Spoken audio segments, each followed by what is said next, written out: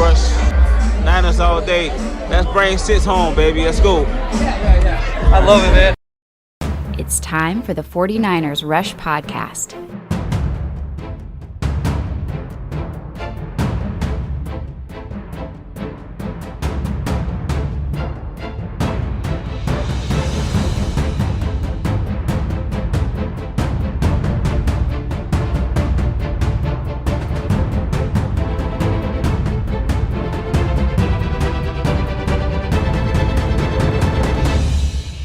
And here's your host, John Chapman. Oh, man. Welcome to another episode of the 49ers Rush Podcast. And as we go through training camp, it's like that, man. It's almost over. There are only 2 training camp practices left, and then it's gone. We are now almost officially, preseason is on deck. We've got our first game coming up, this Saturday, which is awesome. And that's the end of training camp. And so we've got a lot of stuff to talk about today. We're going to be going over injury updates, brought in some new players, released a couple players, quarterback watch, herd watch. Betting, we got a huge betting segment today for the entire NFC, who wins each division, which has been asked about a lot. So going to jump into that as well. And I do want to give a shout out to my good friend, Tim Ford. First one in the chat today. Good man. Really good guy. Shout out to Tim there. We're in a couple fantasy football leagues together. He's better than me, but that's okay. Now, as always, if you have questions that you want to get across, please tag us. I see Don Burr's already in here starting up trash, which is awesome because we've got one of Don Burr's, the Detroit Lions, players that they let go. And so perhaps he can give us a little bit of a scouting report. And so what I want to introduce us with is, hey, the 49ers are making some changes. This always happens in training camp, and you've got to shuffle the back end of the roster to meet the needs of your injuries. So the 49ers have waived cornerback Mark Fields and offensive lineman Isaiah Williams. I don't think either one of them really had a huge shot to make this 53-man roster. So who'd they add? Well, they add cornerback Alexander Myers. He was a 2019 undrafted free agent from Houston. Was with Detroit last year. He only played 1 game and 30 snaps at that. So not a lot of NFL experience. But the thing, I don't think that he has an opportunity to kind of make the roster. I think best case for these players is practice squad. And maybe if injuries happen later on down the line, they know the system, you can bring them in. But again, I think what's important here is the size and weight. He's 5'11", 192. The days of the 6'3" corner for the 49ers, or the 6'2", the Ahkello Witherspoon, the Richard Sherman, those days are in the past. They're gone. Will we do some, cover 1, cover 3 system? For sure. Work quarters defense. So don't be shocked. And again, that's the most telling thing to take away from the signing. We're not looking for those big physical press man corners that can, whatever else. No, we're running quarters. That's what we're doing now. It's a different scheme entirely, which doesn't affect too much. But the reason why you're allowed to do that now is because of Fred Warner. So I wasn't even planning on going off on this tangent right now, but why not? Let's play with this because I think it's important. Fred Warner allows you, instead of sending a safety into the box to help the run game, you don't have to do that anymore. Instead of sending a safety into the box to cover the tight end, no. You don't have to do that anymore. Fred has got it. So what is the biggest weakness on this 49ers roster? It's the cornerbacks, or defense anyway. It's the corners. It's the least amount of money per position. It's the least amount of draft capital. It's the least about all those things. And so what you do is, instead of having a single high safety and having your corners take a full third, now you're cutting their assignments down dramatically. You go from a third for the corners that are responsible for a third of the field to a quarter of the field, right? Quarters coverage. So now you keep both safeties back and you make it easier on your outside corners. And why can you do that? Because you got these 2 stud linebackers in the middle, and Fred Warner, and mostly Fred Warner, but also Dre Greenlaw. I understand they're at different levels. But again, whenever I saw, this signing, again, I wish the best of luck to Alexander Myers, and I hope that he makes this roster and balls out and becomes a Pro Bowler. But however, probably not going to happen. They have a type. And there's a reason why they keep going after that type. And that's what's important to take here. They also signed defensive end Shalik Calhoun, a little bit more prominent name. He was a third-round pick out of Michigan State. I remember doing film on him. He was drafted by the Raiders in 2016. Man, how many Raiders defensive linemen are we going to take? He was on the Patriots last year. Now, he's a bigger boy, 6'4", 260. He's a big one. He had 2 sacks last year with the Patriots in 10 games. He didn't start at all. He actually only has 1 career start in 51 games played. And I was going through kind of his stats and trying to figure out, okay, why do we have him in here? 3 forced fumbles in 2 years. That's pretty special. So Shalik Calhoun, the problem that he is going to have, he's coming into one of the most loaded positions that we have. So again, probably a practice squad caliber player at best. If he can flash, that's what he's looking for there. Oh, man, just want to say thank you. Absolutely incredible, awesome gift from Carnis Rufus. I'm sure I messed that up really bad. I'm sorry. He says, thank you, Job, for all the breakdowns and podcasts. Wouldn't survive the offseason without him. Saturday can't come soon enough. Man, we did it, guys. You go through the offseason and, you try putting out multiple episodes a week with no news and you're manufacturing content, and I get it because I can't get enough. And now here we are wrapping up training camp, and it's just like, okay, all the Christmas decorations are wonderful. All the music, whatever, that's cool. I hate Christmas music, but I'll play it for this analogy. All those things are great. As a kid, give me my damn presents at some point, right?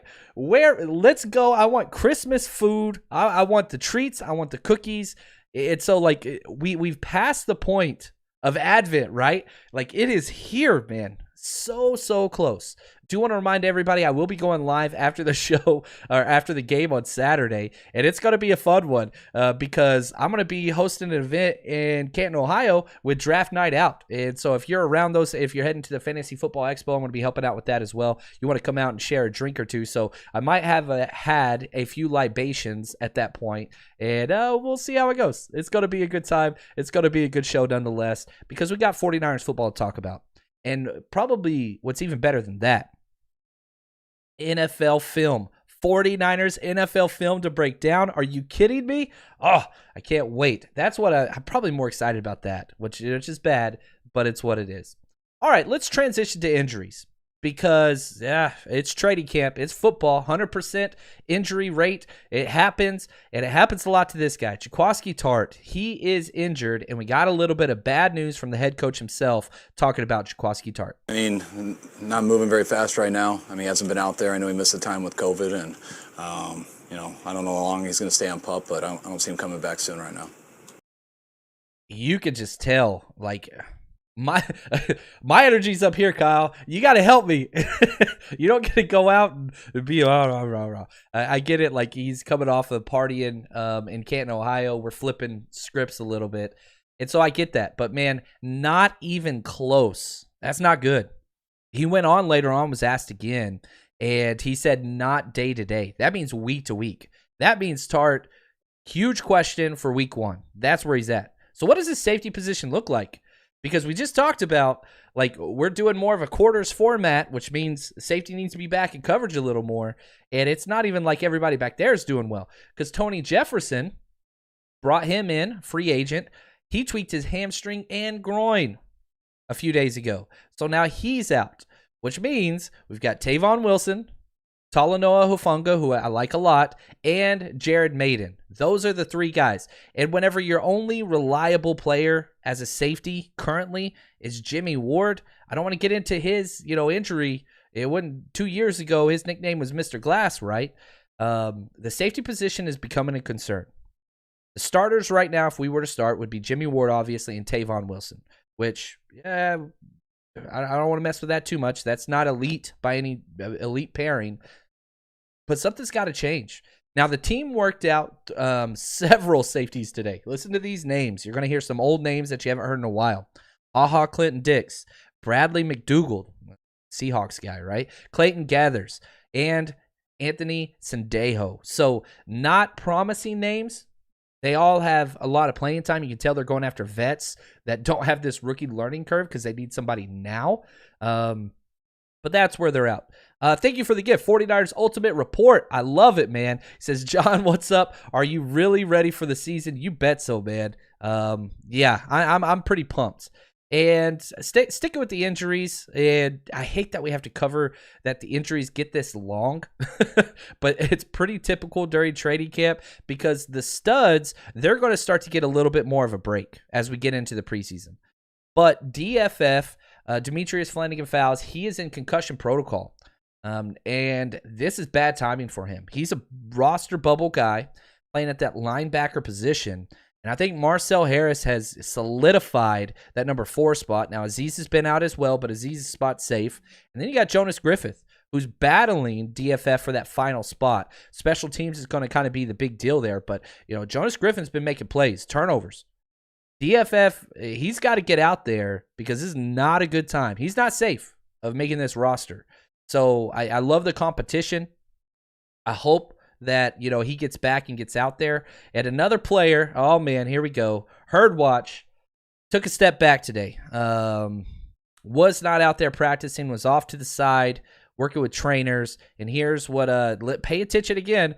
We got Sad Kyle going to be helping us out right here. With him not on the field, how is this hurting his chances going forward? It hurts it. I know he's battling back from a serious injury, and we know the potential he has and the upside on how much we think he can help us, but he's got to show that. And, there's not a lot of time left, but we want to be smart with him. I know some things were bothering him today, so we were smart with him, but hopefully he can get in a groove where he has a chance to go out there and play some football and give himself a chance to make this team. What is the update on him? No new update. He just didn't feel right this morning, so you guys can ask him after this. You guys can ask him. Ooh, ouch. You can tell Shanahan's a little pissed. And this is hard because if I went back and played a clip about Kyle Shanahan talking about, or John Lynch talking about Jalen Hurd, nothing but praise. He's been up here. He's been working really, really hard. Everything's going well. He's ahead of schedule. We'll have to see what happens. To go ask him after this. Like, you can tell Shanahan's pissed. They want this guy to be the number 3 and showed a lot of promise, and it's just fallen off. Now, setbacks are going to happen, and we still have a month, almost exactly a month, till we destroy the Detroit Lions.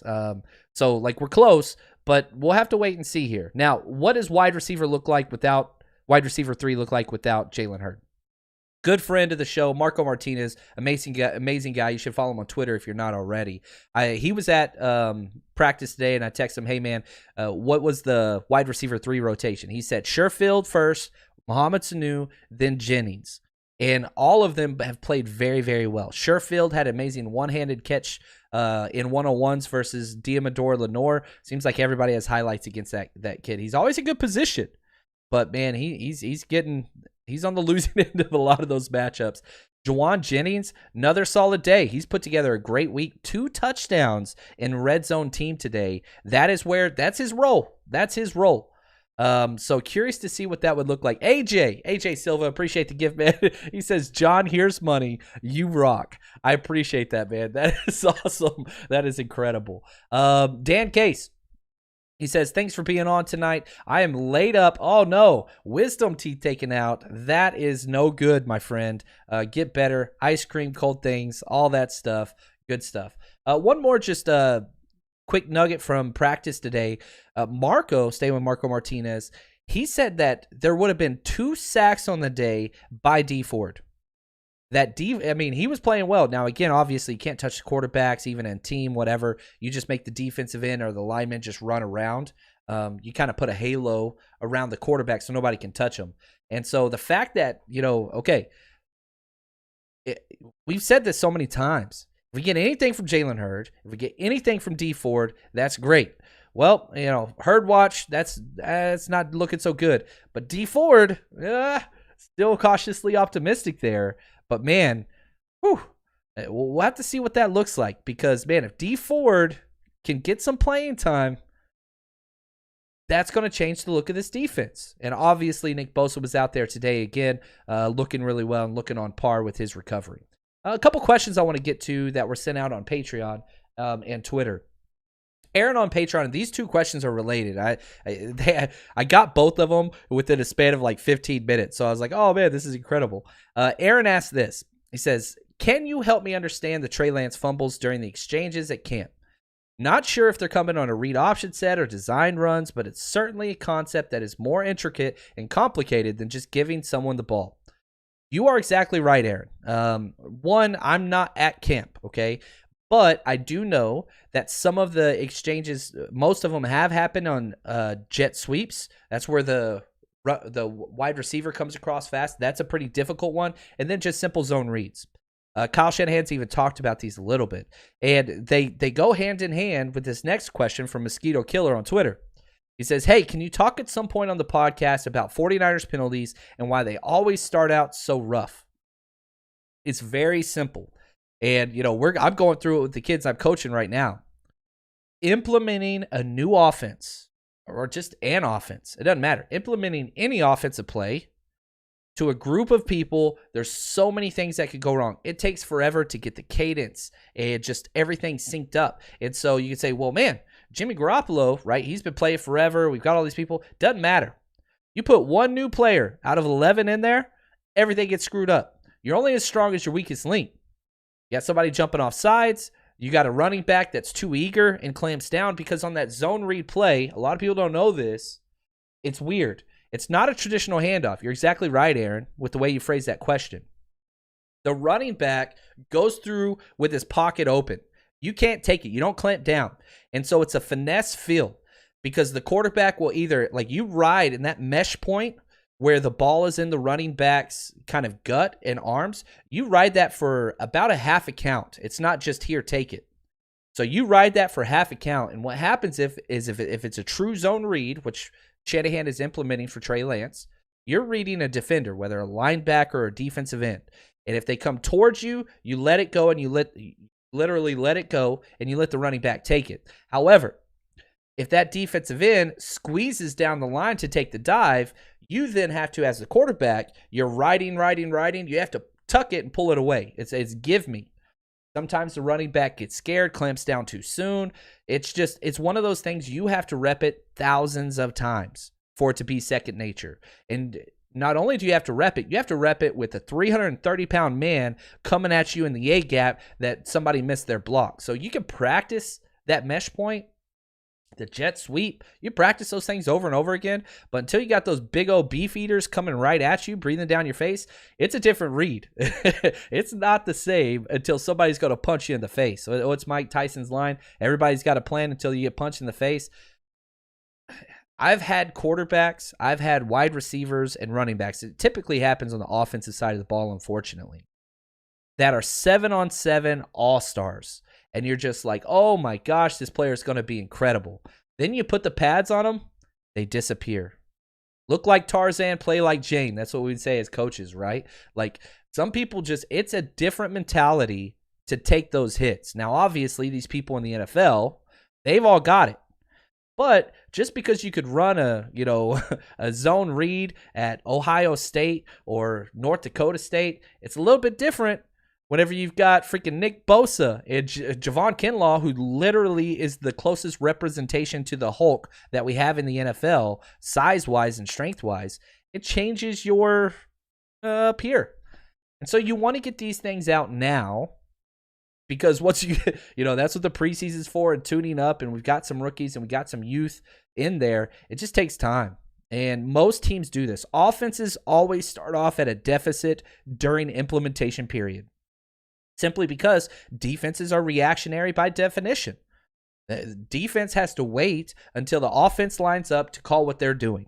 Now you could, put some, okay, we're going to try to do a blitz here, but based on what the offense does, a lot of times defenses will have to check out. So it's reactionary, right? So the offense has way more moving parts. It is so simple.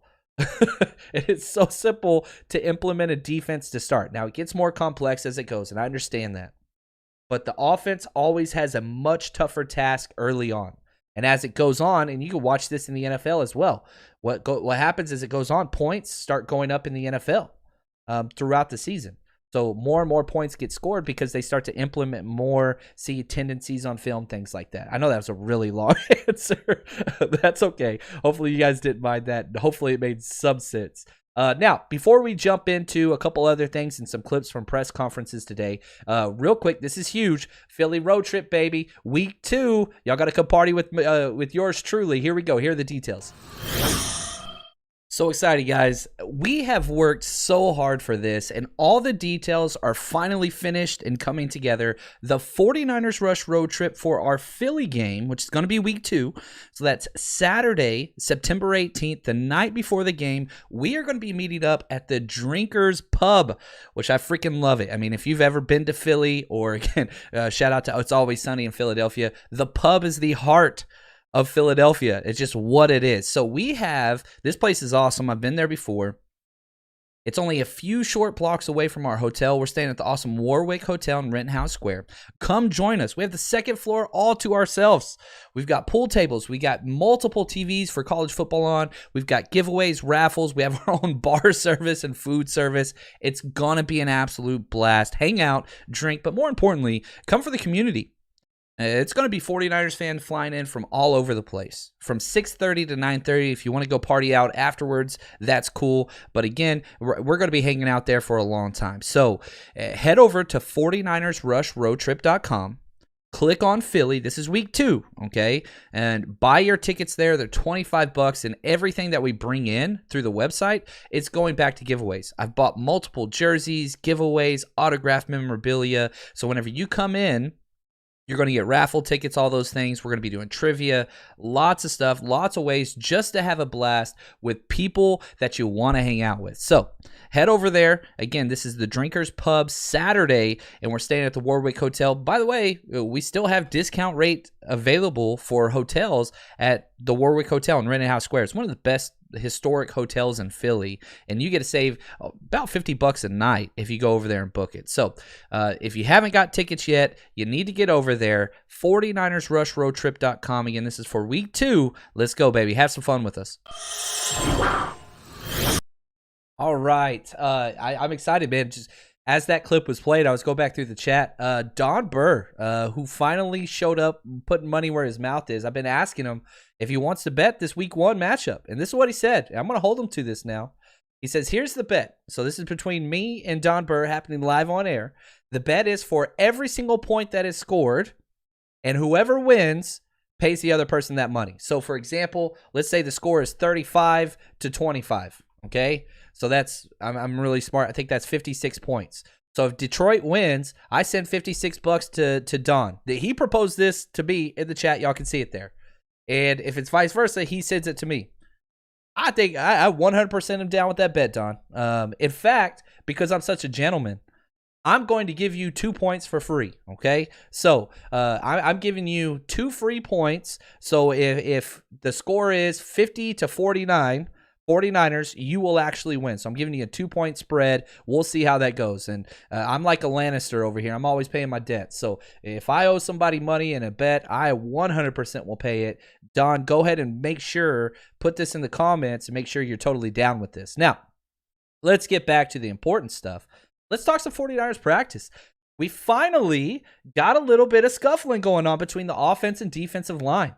And I love when the temperature gets turned up because people are fighting for their careers, their jobs. You've been hitting the same person for 12 days in a row. Like, it starts to change because, yeah, you're a team, but man, you just banging heads, you get upset. And so there were 2 fights today that I thought were interesting. The first one was from one of the quiet assassins on the team, Laken Tomlinson, which if you've ever heard Laken talk, very mild-mannered, chill, smooth voice, just seems like a big old teddy bear, versus Kevin Givens, who's the exact opposite. That came from Jennifer Lee Chan. She does amazing work. And then the second fight was between a linebacker and a running back, Dre Greenlaw. He got blown up in pass protection by the rookie Elijah Mitchell, which I love. And, man, they started going at it. And probably my favorite tidbit about this. So a big old fight breaks out, offensive line. Not a fight. It's a scuffle, okay? It's not like the Giants where they're dogpiling and being idiots. Just shoving, yelling back and forth. As soon as it happens, Alex Mack, the captain of the offensive line, member of the all-decade team, runs immediately to Nick Bosa, who was out there on that rep, and literally ushers him away from the conflict. Must protect Bosa. So to be an offensive center, the guy next to you starts fighting. You say, hold on, we must protect the goods. You go get Bosa and you slide him off. I just think that's hilarious. That's veteran leadership right there. Now, one of the things that perhaps Alex Mack is not happy that everybody is talking about on social media today. Here we go. We're going to do it. Butt sweat and how it affects your 49ers. Here's Jimmy Garoppolo commenting on Alex Mack and his perspiration. I don't know if it's just I don't know. I get a lot of sweaty centers.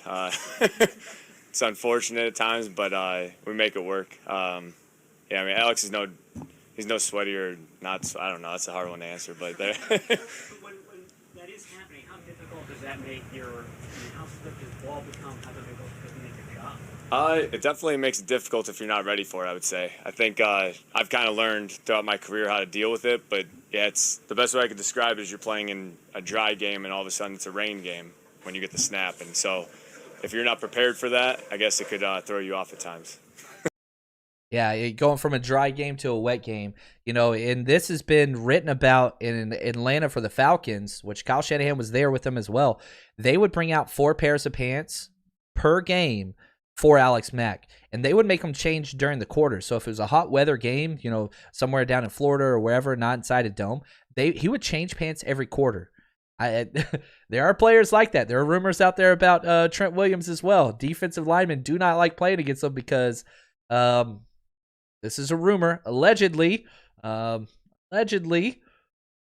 he doesn't take showers the night before the game and doesn't wear deodorant. He's a pretty big dude, and so a little bit of a smell there. Hey, that's a competitive advantage, man. You got to get in there psychologically and do what you want to do. We got the nastiest old line. What else do you want?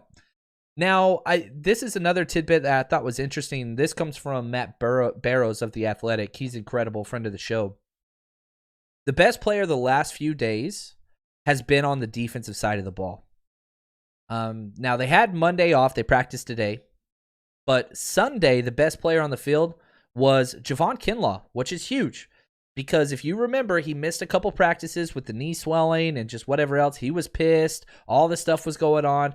He finally, and it wasn't just Matt Barrows, several different people said, there is no doubt Javon Kinlaw was on and just destroyed the run game, the pass game. It just completely changed the entire focus of the offense. That was Sunday. Now today, as a practice, which ended just a few hours ago, it was Fred Warner. And Mr. Linebacker 1. He's so freaking good, man. He lets you do so many different things. And so these were on back-to-back plays. They were doing a red zone, drive the ball time period. Stop Kittle at the goal line, tackle him short of the goal line.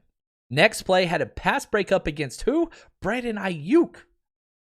This dude's guarding Ayuk, probably coming across the middle. I haven't seen the play, but this is coming from Barrows right up. The very next play, Jimmy Garoppolo throws an interception in the red zone to Mosley. Talk about a difference one player can make, Fred Warner. Kittle's going to get past the majority of linebackers in the NFL, not Fred Warner, not this rep. Obviously, Kittle will win some reps against Warner. He's the best tight end in the league. But then also to elongate that drive to the point where somebody else steps up and makes a turnover. Emmanuel Mosley. So glad that guy's back. I think I said this last episode. People were talking about how, oh man, Ambry Thomas is going to be pushing for the starting job. No, I'm telling you right now, write it in ink. Mosley, if healthy, is starting week 1. Jason Verrett, we all know. But I'm telling you right now, Ambry Thomas is not pushing Mosley. That has just not come across at all during training camp. And it's not necessarily a testament to Ambry Thomas. It's a testament to Emmanuel Mosley. This dude was on COVID, missed 10 days, came out, very first play in team, gets a pass breakup, got an interception in red zone. He's all over the place. Ambry might pass him eventually, but not this preseason. It's not. It's a big difference. That's just all there is. I just want to say thank you, 49ers faithful forever. Thank you, my friend. First to join the fantasy league will be the last one to leave. Fear Bosa. That's right, man. We got our fantasy thing. We'll talk about that at the end of the podcast today. Next up, we got our betting segment. Here we go, my bookie. Guys, I am so excited. My bookie is back. This is year 4. What a relationship we've had with this sponsor, and I just want to say thank you to them. But here's what this means. Winning seasons return at my bookie. Winning season means you get half of your first deposit. If you haven't deposited already with them, they match half of it all the way up to $1,000. Winning seasons, they've got everything that you've ever wanted. You can parlay your bets, props, all kinds of stuff. If you know football, and again, if you bet with us last year, we tripled our money throughout the season. Yeah, we make some bad calls, but overall, that's what it's all about, having fun. And when you put money down on these games, you have way more fun. So use promo code 49ers. 49ERS, and they will match half of your first deposit. Helps the podcast, get you some extra money. Now, rollovers do apply. If you're not sure how that works, contact their customer support. They'll walk you through everything. But we're going to be betting with them all year long. So go sign up. It's so simple. Make your picks, win big, collect your cash. So easy to get money in and to get money out. These guys are the absolute best. So head over there. Your winning season begins today, only at MyBookie. All right, so let's get into this. Now, we're going through the NFC West, and these are basically my predictions, but even more than that, these are the bets and the odds. So it tells you what Vegas, which is always the most accurate indicator, or where the money goes, that's where the experts go. But also, if you're betting with us and want to make some money, we tripled up what we did last year throughout the season. And I'll try to explain some of these bets and why I'm going through them. But if you're not a betting person, that's okay. Just talking some NFL football and trying to see where these are. Let's start with the NFC West. The 49ers have inched ahead. I think that Cam Akers' injury was just enough. We were tied with the Rams for a while, but now we're the favorites of the division. We're at plus 190, Rams plus 200, Seahawks plus 275, and Cardinals plus 400. That's a pretty close division. There's not a lot of divisions in the NFL that are that close, all across the line. Obviously, I believe the 49ers are winning this division. I think it comes down to the Rams and Niners week 18, which we'll be at, baby. 49ersrushroadtrip.com. Come party with us in LA. Pretty excited about this. Finishing up details on that one. We're going to be partying on the beach, baby. It's January, but it's still nice in LA. We're going to be having a good time down there. Now, if you put $10 on the 49ers to win at plus 190, you bet 10, you win 19. I love those odds. You want to hedge your bet, and you want to bet like an extra $5 on the Rams just to make sure, if one of those two you're getting something, that's cool. But I'm putting the 49ers on it. I'm not betting on the Rams because I want to enjoy myself. I do not want to pull for the Rams. I don't even care if money's involved. NFC South. I hate betting this division. I don't like it. The Bucs are the clear favorites. They're minus 200. I think they're the only real option. Saints lost so many starters and their quarterback. They're plus 300. I don't like it. Falcons. They're a rebuilding team, even though they don't know it yet, plus 700. Panthers, not a good roster at all. Terrible old line, plus 900. If you're going to bet anything, I think you got to bet the Bucs, but it's not a big return. You bet $10, you're going to win 5. So, I put that bet down, but I don't like it. Bucs should win, returning 22 starters. NFC North, this is a fun one. Packers, clear favorites, minus 150. As soon as Aaron Rodgers came back, I got a couple bets in on the Packers before Rodgers came back. I just thought he was coming back, but I didn't want to put that out there because I don't want to cost anybody else money on a hunch that I have that's, completely unfounded. Vikings plus 200, I think that's way too high for them. I just don't believe in plexiglass cubicle Kirk Cousins. It doesn't make sense to me. Bears plus 400, I like. Lions plus 1,800. Don, are you still with us, man? They have the worst odds to win the division of any team in the NFL. I'm not taking that bet. I like the Bears. I really do. Now, obviously, I think the Packers are going to win it, but those odds on the Bears are huge. So here's what I do on these. I do a hedge bet, okay? So I put $10 on the Packers and 5 on the Bears. Here's why. If I bet 10 on the Packers and they win, you get $17 return. If I put 5 on the Bears, I win 20. So I'm basically just saying, hey, I'm going to take a small profit here, but I'm guaranteed that, the Bears or Packers are going to win this division. I just don't believe in the Vikings. I don't do it. So Again, easy money is good money. I don't care if it's small. Tony Gwynn's in the Hall of Fame. Get your singles. Get out. No, I'm not telling you guys to go to be dancers, exotic dancers, but if that's your thing, hey, you do you. NFC least, the NFC East, worst division in football. Got better this year. Still bad.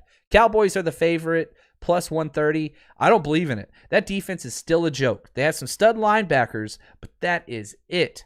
Washington football team, plus 160. Giants, plus 350. Eagles, plus 600. I wouldn't be shocked if the Eagles are one of the worst teams in the NFL. But anyway, I'm not betting them. I'm taking the Washington football team. I love their roster. I love their coaching staff. I hate their front office.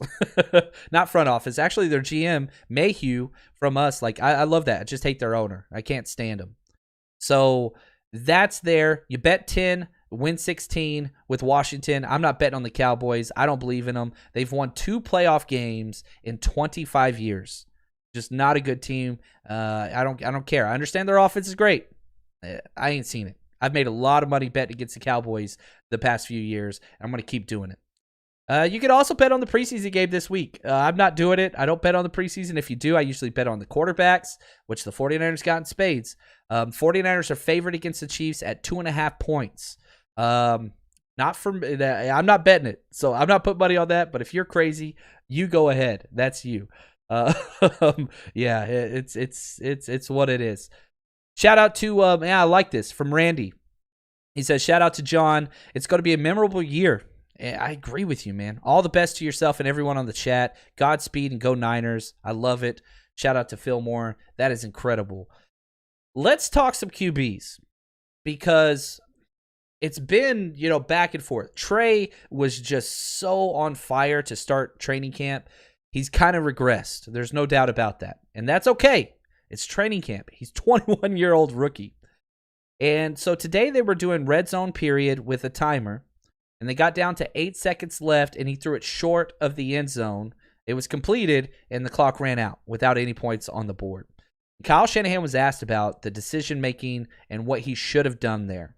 Here's the head coach talking about our rookie Trey Lance. It's a tough position to be in because we had no timeouts, so you got to go to the end zone no matter what.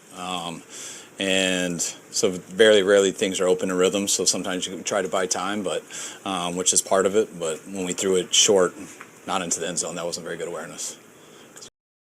He's 21, guys. And again, he was a runner first, rushed for 1,100 yards in one season. This takes time. And one of the things that is slow to develop, I went back and studied this year. Why did I miss on certain quarterbacks that I graded? I was not high on Justin Herbert. I think Justin Herbert's amazing. I was wrong. I was so wrong. And one of the things I put in my notes is not clutch, not awareness. Like, he didn't have it. It'd be into the game, and they're down like 4 points. I think it was the Auburn game, maybe. I could be wrong on this. And he scrambles around and throws the ball. Time expires. He throws the ball 15 yards out of bounds. Like, didn't even give his players a chance. And he did this a few different times where the game was on the line, probably going to lose, give somebody a chance. He didn't even give him a chance. Well, you got to coach that out of him. And one of the best players that has been the best clutch awareness levels in college levels, what I'm talking about, Sam Darnold. Now you put him in the NFL, it's wrong. So just because they couldn't do it in the past doesn't mean they can't. You got to coach them up. But if you're in the end zone and time's going down, you have to throw the ball in the end zones or out of bounds. Out of bounds. That's all. You have to give somebody a chance. If you throw an interception there, which we'll talk about in a second, that's okay. That's okay. Interceptions, at least you're trying.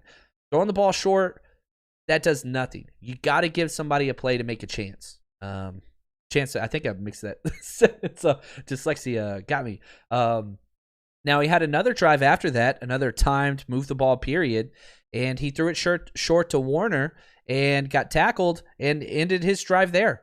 And so, again, he has struggled whenever it's time to, move the ball down the field, situational football. He's missed that.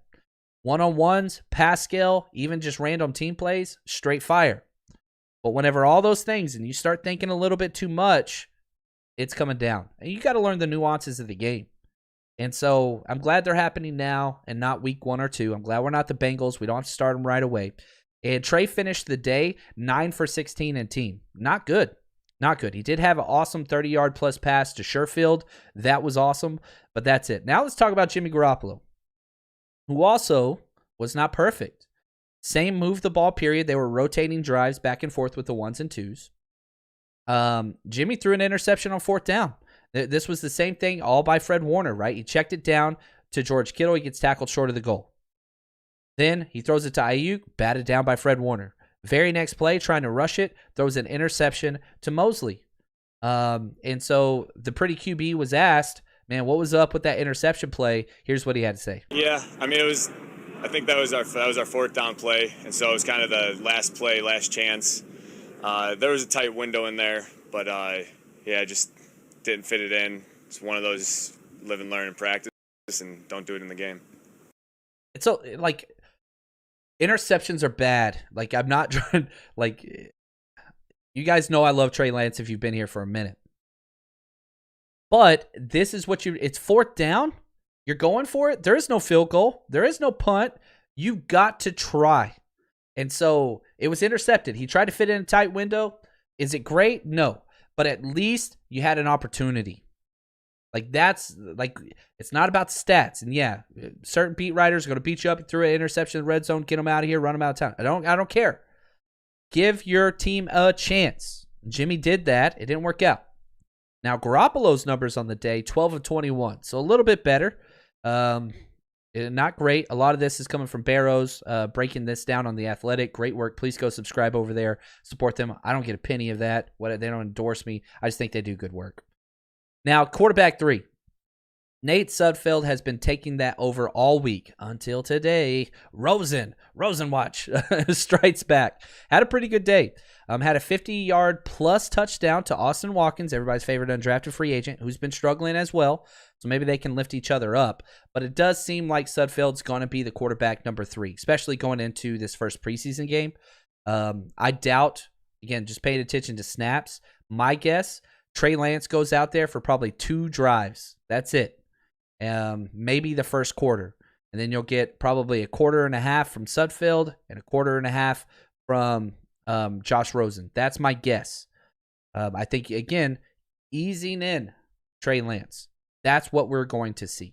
All right, real quick, I told you to talk about Fantasy League. Man, we've got over 50 people signed up, which is awesome. If you want to come play us, this is like the super 49ers Rush Fantasy League. Here are the details.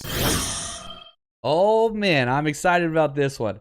Over half of the emails and comments that I get out there are all about fantasy leagues and dynasty league startups. Well, here we got. This is going to be incredible. The 49ers Rush Super Fantasy League. We did some charity leagues last year, and that was fun. This has unlimited potential. It's only $25. $25 is going to be a redraft league. And what we're going to do, if you're familiar with the Scott Fishbowl and the fantasy correspondent, all that stuff that goes on there, it's going to be similar to that. So it's a 10-man league, okay? What happens is, for every 10-man league, there's going to be several. Top 4 make the playoffs. Whoever wins the playoff structure, that's going to be traditional there. If you're your league champion of your 10-man league, you go into a super playoff versus all of the other league's champions.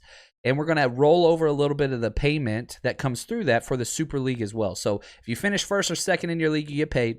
And if you win your league, you can win again in the Super League. It's going to be an absolute blast. So here's how you get in. You have to pay first, okay? It's only $25. I paid my entry fee. My son's going to be playing as well. And all you got to do is follow the link for League Safe, okay? It's in this description of this video. That way, no money's exchanging hands between people. It goes into League Safe. They hold it, and they divvy out payments. Make sure you fill out your email.